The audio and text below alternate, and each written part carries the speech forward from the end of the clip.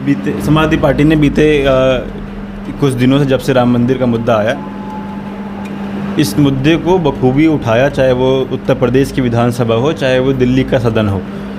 और राम, मैंने अपनी क्योंकि ओपनिंग में भी कहा, राम भारतीय जनता पार्टी के लिए एक चुनावी मुद्दा थे और उस मुद्दे को लेके चुनाव में उनको भारतीय जनता पार्टी को लाभ भी मिला। लोगों ने राम मंदिर के नाम पे भारतीय जनता पार्टी को वोट भी किया। अब की परिस्थिति क्या है? अब समाजवादी पार्टी जो कि पीडीए की बात कर रही थी, सोशलिस्ट की बात कर रही थी, सबके हक अधिकार की बात कर रही थी, वो एक धार्मिक मुद्दा लेके राजनीति में आई है और राम की बात कर रही है। पहले तो आप ये जानिए, मैंने पीछे ही अपने जवाब में आपकी को जवाब देने की कोशिश की आपके प्रश्न कि मर्यादा पुरुषोत्तम भगवान श्री राम मुद्दा नहीं हो सकते, ना उनके लिए, ना हमारे लिए, ना किसी के। सपा मुद्दा नहीं बना रही है, करोड़ों, ये मुद्दा नहीं है। तो कोई मुद्दा नहीं है, ये तो डकैती है। उस डकैती को उजागर कर रहे हैं तो उसमें मुद्दा क्या है? ये मुद्दा आप क्यों कहते हैं? मुद्दा उन्होंने बनाया भगवान के नाम पर। हमारे जो अति पिछड़ा समाज है और भी बड़े जात के जो लोग हैं, उनके अंदर भी जो लोग कम पढ़े लिखे हैं, उनको इस तरह का सम्मोहन बनाने का, इस तरह वातावरण बनाने का कि भगवान मर्यादा पुरुषोत्तम श्री राम को कि हम ही उनके फैसला करा दिए, हम ही उनका मंदिर बनाए, हम ही उनका ये कर रहे हैं, हम ही उनकी चिंता करते हैं। नहीं, मंदिर तो हमारे राष्ट्रीय ध्वज भी बना दिए, मंदिर हमारे राष्ट्रीय ध्वज भी बना दिए। कहे क्या किसी से? आपसे कहे कि मैं मंदिर बना रहा हूँ महादेव का? ये कहते तो हैं कि जब केदारेश्वर बन जाएगा तब मैं अयोध्या जाऊंगा, तो कहते हैं। अब मैं कहता हूँ कि कोई, मैंने भी प्रण किया था कि मेरी शादी हो जाएगी, मैं एमएलए बन जाऊंगा, तब शादी करूंगा। सो नहीं हुआ। जब जो होना था, आदमी अपने जीवन में प्रतिदिन आगे बढ़ने के लिए सोचता नहीं। आज आप 10 लोगों का इंटरव्यू करेंगे, कल सोचेंगे कि मैं 15 लोगों का इंटरव्यू करूंगा। ये तो आदमी, मानव स्वभाव है प्रगति की तरफ जाने का। लेकिन जो आप मेन बात कर रहे हैं मुद्दे की, तो हमारे लिए सपा के लोग, मैं कह रहा हूँ अपने तई कि मेरा व्यक्तिगत विचार ये है कि मर्यादा पुरुषोत्तम भगवान श्री राम किसी भी दल के लिए मुद्दा नहीं हो सकता। ये घटना है देश के अंदर, इतनी बड़ी घटना है, डकैती है। कोई ज़मीन आप खरीद रहे हैं 2000 में और 15 सेकंड के बाद दूसरी रजिस्ट्री आप कर रहे हैं 2000 करोड़ की। ये तो डकैती राम मंदिर के ही नाम पर हुई ना। चंपत राय ने जो ज़मीन 15 सेकंड 18 सेकंड में ट्रांसफ़र की, और आज हज़ारों हजार करोड़ रुपया। अभी तो मान लीजिए खुलासा कम का हुआ है, बरामदगी कम की इसलिए कि उस पर काम ही नहीं हो रहा है। मैं तो आरोप भी लगा रहा हूँ कि मीडिया भी शिथिल हो गया, ढीला हो गया, बैठ गया, चुप हो गया। एक मुद्दा था देश के अंदर उसका कैग का बनाया गया, जिसमें कनिमोजी और क्या नाम था उनका, भूल रहा हूँ मैं, जो मिनिस्टर थे टेलीकॉम के, डी राजा। वो 7 साल, वो 5 साल जेल में रहे। और जब उसकी फाइनल रिपोर्ट आई तो ये हुआ कि ये तो कोई घोटाला ही नहीं था।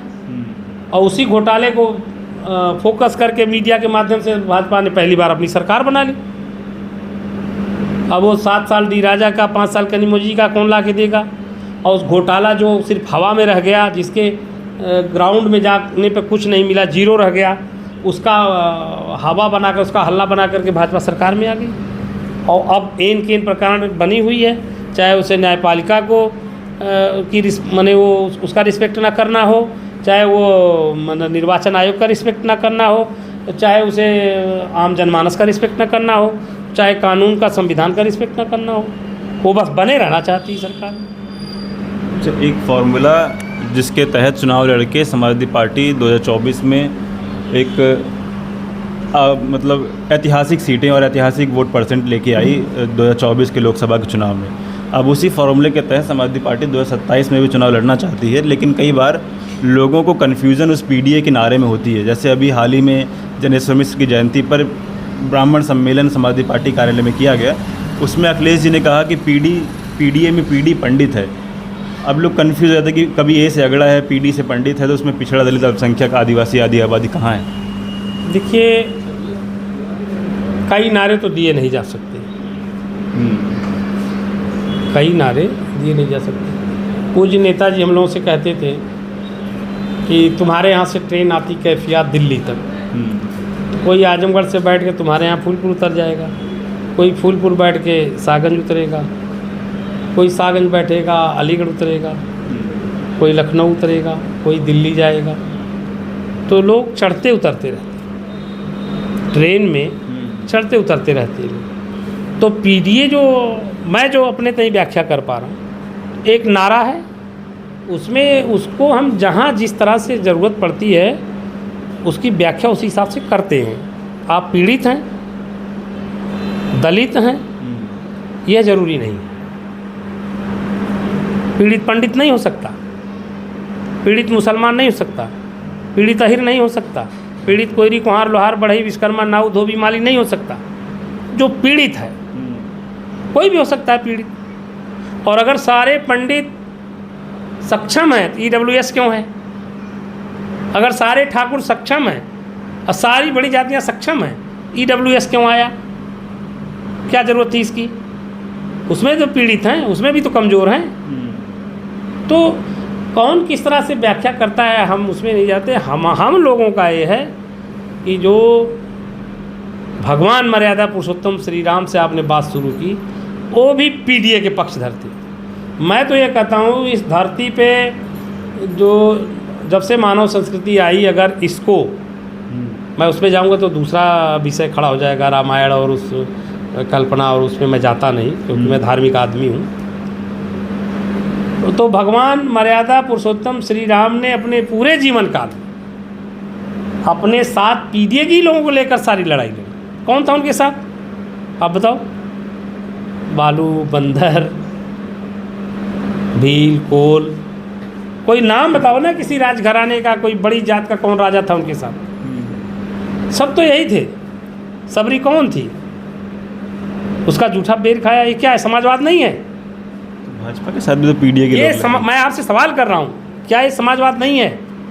भगवान मर्यादा पुरुषोत्तम श्री राम जी सबरी का जूठा बेर खा रहे हैं, ये समाजवाद नहीं है?